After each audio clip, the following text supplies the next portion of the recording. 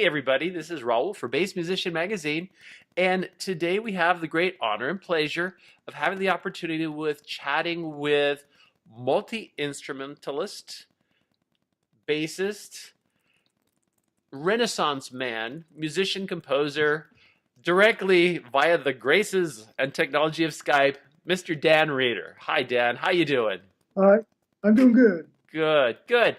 So starting from the beginning, I know that when people look kind of at your general profile and stuff, they may be a little perplexed. They're going, "Ro, why are you talking to Dan?" And a big part of this is because you're not exclusively a bassist, and we'll slide a little bit into your involvement with bass. But tell us a little bit about your musical journey. How did you get started in music? Uh, my father was a preacher, and I sang in church. Gotcha. And now I live in Germany now, and I sing in a choir here, where you always sing exactly what's written. Mm-hmm. And where I come from, you just didn't do that. You sang whatever you felt like, Sure. actually. And I've always been sort of a harmony singer. Mm-hmm. In fact, I got into music because the Pentium processor made it possible for me to sing harmony with myself. Gotcha. It's always been difficult for me to sing with other people because my voice is sort of weird and very quiet. Mm-hmm. And with a computer, I can sing with myself, and it works just fine. Yeah. Gotcha. Well, Yeah. and so you started at an early age. I know that you were initially in California, and then made the leap to Nuremberg, where you are now in Germany, and Mhm. you've stayed there for years now, right? About 30 years. Yeah. Yeah, yeah. It certainly wasn't a temporary migration there, but No. you continued on in with music, and what's I think even an additional tweak on being involved with music is you build instruments that you record with. So I've seen the Mhm. photographs of guitars and kind of a banjo looking kind of Mhm. thing and here we tie in. There's an upright bass that you've built. It Okay. has Yeah. it For has the a bass players, that was the first thing I built in Germany. Actually, was a bass. wow. It was a. It's actually the way it's built is more like a bass dulcimer because the bridge is not onto the soundboard. It's on the a laminated piece of mahogany neck. So it's a little bit quiet, but it's Hmm. not that quiet. And I also built an electric pickup for it, so you can pick it up, and it's loud enough for my voice. And it's also fretless, which makes Yeah. it very nice to play. Yeah, my thought was that if I had to have one instrument as an accompanying instrument, that a bass would be the one to have. Very And cool. it's still, I'd say that's still my favorite instrument that I've made because it always works. Like the tuners are made from ring bolts. Um, you tighten it down and then you use a wrench and just really tighten it, and it stays in tune. It's Nice. unlike any other instrument I've ever had. And it is closest akin to an upright bass in its format. From what I Yeah, saw, it has a resonant cavity. yeah, Instead of the traditional F holes, one kind of what looks like an airplane, and the other. yeah. It's two jets on there. There you go. And so not only are your instruments musical instruments in themselves, but they're also kind of an artistic manifestation. So that you're breaking with the repetitive form, because so many people that would build an instrument would go, okay, I have to make it fit in this Mhm. shape or this confine, and you have said no. I'm this is the way I want it You shaped. know, I hate to interrupt you here, but Sure. it's not that I intentionally said no. But for example, the first guitar that I made, I was building guitars with a friend of mine, and we had never really made a guitar form before, bending the wood. So Hmm. he bent one side, I bent the other side, and they didn't fit together. So it's hard to throw that wood away because Sure. it's kind of expensive and it doesn't fit in a trash can. So I just made a guitar out of those two pieces. And it was not a conscious attempt to make a funky looking guitar. It's just how it turned out.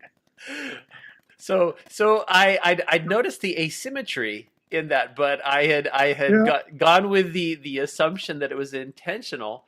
However, what is also kind of interesting is that there is a certain beauty, and I go back to kind of Japanese philosophy with raku pottery, where they appreciate a beauty in a random result. So sometimes Hmm. you have an unexpected outcome, but you appreciate that versus going, oh no, this is garbage. This didn't turn out exactly perfect. And so it's fascinating.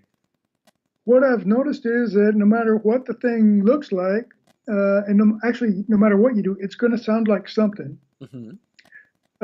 Guitars, I've made one guitar that actually sounds like you want a guitar to sound, and I have really no idea how I did it. One of them is so terrible I don't even like to touch it. It's just sort of how it is. These companies like Martin, Taylor, and Gibson Hmm. always manage to make guitars that have a characteristic sound. I have no idea how they do it. No idea. I Well, think, yeah.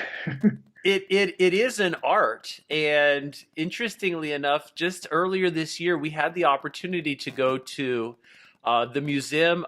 It's a musical instrument museum in Scottsdale, Arizona, Mhm, and it's very fascinating because all around the world there are humans making instruments because they want to make music, mhm, and depending what materials they have at hand, depending, I mean, even different woods will give you different results. And some of them are intentional, others are purely accidental. And we've had kind of the discussion where Stradivarius, why does a Stradivarius violin turn out the way it does, where you could have mhm. somebody else building a violin with a very similar technique, but it could be the climate, the wood that they use, the temperature that day, the impurities in the varnish. I mean, there's so many infinite variables that could just tweak Uh-huh. something into being great or not so great. And one of the exhibits they have, there is, and I don't know if you've seen it, there is an orchestra out of South America that has made all of their instruments out of what they could find in the garbage heap. And and part of it All is right. it's a recycling statement, but they are orchestral, and so their upright bass, they used oil drum for the resonant Mhm, cavity, mhm. and they build all of their instruments as well. But it's more of the statement that all of this good material is going into a landfill, Yeah. and it could still have a life and still have a purpose and be useful. So it is that randomness and the ability to get sound, and even the age of things. I find, especially with wood, um, some of these old instruments that it may have been built with a very similar technique, but it's been sitting in I don't know, in a attic for 30 or 40 years. Mhm. The wood is now different than something that would come off an assembly line, no matter how symmetrical or Mhm. polished or varnished it is. Uh, it's going to have a life of its own and characteristics of its own. I saw a thing about this wood that they recover from the bottoms of lakes, like guitar top wood Hmm. that's been underwater for years and years, and apparently it's very, very good. Yes. What I've noticed is I made these banjos out of well, they're like three-string fretless banjos Hmm. out of plywood and watercolor paper. And the ones that are round don't sound very good, but the long ones sound wonderful. And if it's too, yeah, you have to be careful on how wet you make the paper before you put it on there. If Hmm. it's too tight, it also doesn't sound good. If it's too loose, of course, it's also not good. It's just, yeah, they always sound different. You never know what's gonna come out. At least I don't. Got you. There's a little trial and error with that. Now, Yeah, mainly error. as if there wasn't enough with you building your own instruments, though, you also work a lot with the electronics that are Yeah. involved. And so you build preamps and you've built a computer and tell us a little bit about your electronic journey as well. Okay. I got a book in German called, well, Elementary Electronics. Hmm. And one day when I didn't have anything to do, I just sat down and read it all the way up to digital technology. I didn't want to, I looked at that with the little truth tables and I just thought, no, I'm not going to do that. Hmm. And I thought, well, that can't possibly work. You know, like a one transistor preamplifier. And I got some transistors and some solder and found out how to make your own little PC boards. And sure enough, it works. I was amazed. Hmm. And it works pretty good, as a matter of fact. And you can get, for example, you can get integrated circuits for free a lot of times just by writing a letter to the company that makes them. There's a company, THAT. They make these microphone preamplifier chips. They're fantastic. They are like the ultimate preamplifier. They need very few parts on the outside. I wrote to them and said I'd like to try one of these things. This is the famous $5 killer preamp. It's like a lot of people listen to it and think it sounds better than an Avalon. I mean, Wow. probably shouldn't say that, but yeah, they sound super good. Hmm. And you know, I thought, well, they've forgotten about me. 6 months later, I get a thing. They sent me 8 of the things. Oh, wow. They're phenomenal. And I made to use those. I made some ribbon microphones, which is also something you can make now. Hmm. You know, you've got these extremely strong neodyme in English, I guess, magnets. Hmm. And you need a transformer, of course, but other than that, it's pretty easy to make one. And over those actually freebie preamplifiers, they sound fantastic. It's amazing. Yeah, and it's not really a problem to make the stuff. That is so wild because I know that for so many people, especially nowadays with integrated circuits and the little boxes are just a mystery. We look at them and we go, no, I couldn't possibly do anything with this. And I go back when in my undergrad I was actually a physics major, and so I was involved with an electronics lab, and we would build a radio. And Mhm. I remember looking at some of your pictures where there's a lot of alligator clip ended wires, and we would connect things because we knew we were going to take it all apart at some point too. And the whole idea is if you could get one station or something, there it was the grand success.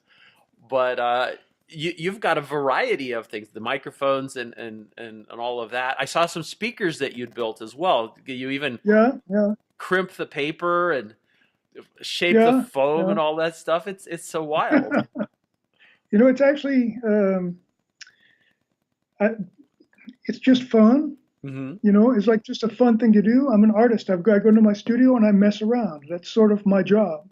And Gotcha. so, yeah, so I like to play. You can also make a pretty good loudspeaker out of a hard disk. The little actuator arm, the read write arm on there. Hmm. If you attach it to a membrane or a piece of cardboard, it works really good as a loudspeaker. Wild. There's just so much fun stuff out there that doesn't cost any money. Like a hard disk, let's say a 40, well, maybe not a 40, but yeah, 40 gigabyte hard disk. Nobody wants that thing. Hmm. They're throwing them away right and left. And they've got the old, real heavy duty mechanical stuff in there. The ball bearing on one of those read write arms is an amazing piece of equipment, by the way. They're just like perfect. Yeah. I like to take stuff apart too. It's like I took apart it was a microphone, Hmm. a condenser microphone, large diaphragm condenser microphone, and I thought I knew what was going to be in there, and it turns out it's completely different. They've got these little chambers in there with holes, and I mean, I didn't why I looked. I was like, it was in little layers with holes here and then holes on the other side. I had no idea why it would be that way. Mm. And it turns out that that's how they time the, normally you've got a cardioid pattern from one of those things, Hmm. either cardioid or hyper what do they call it, hypercardioid. And the way they do that is they have to, you have to open up the backside so that the air from the sound that's coming from the back reaches the membrane at the same time that it gets around, comes around the corner. Huh. That means you have to time that the time when the sound hits the membrane from the back, and they do that. If I understand it correctly, you're the physics guy, but no, they have to time it so that it gets at exactly the same time to cancel out noise coming from the back. And I go, oh, that's it. And I think, for example, these Neumann microphones or Browners, they're like perfect that way. And I think the others just they don't know how to do it yet. Well, and one of the things where this ties in, because you mentioned that you're an artist, and I have to mention that you have an EP releasing just later, actually tomorrow, I believe it is, Yeah, if I'm not mistaken. But you've got a body of musical work, which in itself is very interesting. It has, listening to it, it's kind of, I find it hard. I know that a lot of times when I talk to musicians, we kind of try to peg their musical genre into a particular area. So I get some of the roots with your vocal work, kind of almost gospel, and the harmony. It fits with the choir aspect and doing the different voices. However, it also has kind of an American folk feel to it that is also in with some tunes maybe a little protesty, so pushing the edge, not shy with language, which is another thing that made me think of kind of Arlo Guthrie-ish kind of thing. So it's a whole unique collection, and I listened to some things over the years and as they've been developing, and for most part short little snippets, but very concise and complete in themselves. Tell us about that, and I guess your voices, the voices I'm hearing, are all you. Yeah. And do you play all the instruments along with it? Do you bring in people? Yeah. I did hear some keys as well. You play. Yeah, I've been. That's a kind of an interesting thing. I was approached. They wanted me to make music for a movie, and they wanted 4 songs for a movie, and they wanted MIDI files. And apparently, the way they do it is they take the MIDI files, and let's say you've got a song, and then you've got 20 minutes with no song. You got a 2-minute song or a 3-minute song, and you've got a bunch of time. So they take the MIDI file, and they stretch it out and use basically the same patterns and the same chords that you've got in the MIDI file. And they just change it a little bit, but then they've got that basic thing to work with. So I thought, well, how am I going to get MIDI files? I'm going to have to sort of learn to play the piano a little bit or keyboard. And so that's what I did. And it ended up being a dead thing. The movie's not going to happen. I had already written a couple of songs. Yeah, that happens. But it did get me working on the piano a little bit, which is, pianos are amazing things. You can hit like three notes right next to each other. Some chords you've got like those major sevenths. You just put your thumb down flat on there, and you've got 2. You can't do that on a guitar, or at least I can't do it on a guitar. Get some really amazing and huge, just a lot of notes at once. Or you can just do the full-on forearm chord, And so that's been sort of a fun thing. I forgot the original question though now. Well, it's tying with the genre that your music is. It's kind of unique to you, but it transcends time, because as I've been along and we've been around for a while, there's bits of it that I would say kind of have been selecting, maybe all the way back from, early gospel. Some of it sounds almost American spiritual. And so I was going, well, this is a very unique blend. I think, what I do is I'm actually a painter. I paint pictures. And my sort of rule for painting pictures is anything goes. There are no, I go into my studio, I lock the door, Nobody's going to come in. I can do whatever I want. And so I don't have to, yeah, there are really no rules. And you always, as an artist, a painter anyway, you always get points for doing that. Hmm. That's always a good thing. You know, if you sort of go beyond what you're not painting flowers, you know, you're doing something else. And I actually was a little bit surprised that people thought that it was so weird that I was writing. They see my songs as being like wild, crazy. Yeah, I don't know. And to me, this is like not even pushing the limit. I mean, to say some words, I'm going to do that. I don't know how tight your, but to say some words, that's like just standard vocabulary. The President of the United States uses those words, and they all have. Yes. I'm not talking about our president now because God knows what he has for a vocabulary, but no, seriously, it's like it's the language of the people that I speak. I'm not making this. I'm not doing gangsta stuff. No. I'm just talking the way. At least that's how I see it. Sure. If something happens, people say, "What the fuck?" That's just what people say. You can cut that off. But I mean, that's like for me, that's perfectly normal. That's Southern California. That's perfectly normal. Maybe in Mississippi, it's not. But where I come from, it's absolutely normal. And yeah, I just think my songs are about normal stuff, perfectly normal stuff. Got you. Well, and linguistically, and especially from the point of view that like I'm prior Navy, so certainly the vernacular doesn't shock me in any way, shape, or form. You spend time around sailors, you hear a lot of of terms, and you do, and if nothing else, I had to curtail my own usage because I found that I would incorporate it because again, linguistically, it's another normal word. But my son was 3 at the time, and so if I didn't want to hear it repeated back a lot, I would make sure I didn't use it as liberally as I could.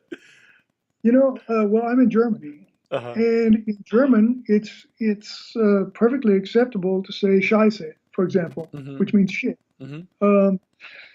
That's like just something that you'll hear politicians on TV saying that.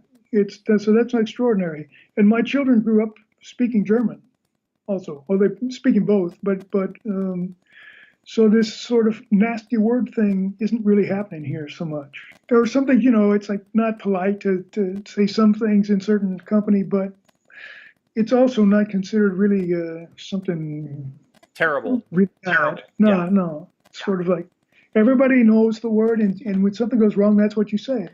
It has a use, you know. It's got its got moment. use. There you go. Yeah. And so tying in with the painting part, because you also the covers of your records are your own artwork. The instruments that you build are adorned with your artwork. One of the electronic things, I don't know if it was a preamp, it had a lovely little lady in a black bikini in it. So things are that's actually a PA. A PA, okay, so it's a PA. Yeah. But it goes beyond the standard black box wrapped in felt or something that has been purposely made to look obscure. And some of the things I was looking look like they're little metal boxes, lunch boxes, or cookie tins or things. They are also adorned. Yeah, you know, they look really good, some of them. I've got one, it's just a real simple blue box about the size of your hand. And it's the thing just all by itself, it's sort of old, and it's just beautiful. The thing is just beautiful. It's not very, the device that I made into it is not very good, but the thing looks good. I like to look at it. I sit there and go, that looks good. You know, another interesting thing going on in the world, though, is these little black boxes that you're talking about are getting better and cheaper. I can get a looper for 50 euros, and it does what a looper is supposed to do. It's phenomenally good. You can get one for a little bit more that's got a microphone input with phantom power. It's like, hey, I love these things. You can't make those, I don't think.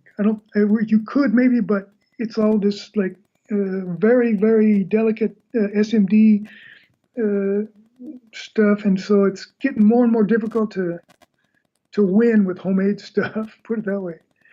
Another thing about computers, my first computers I made because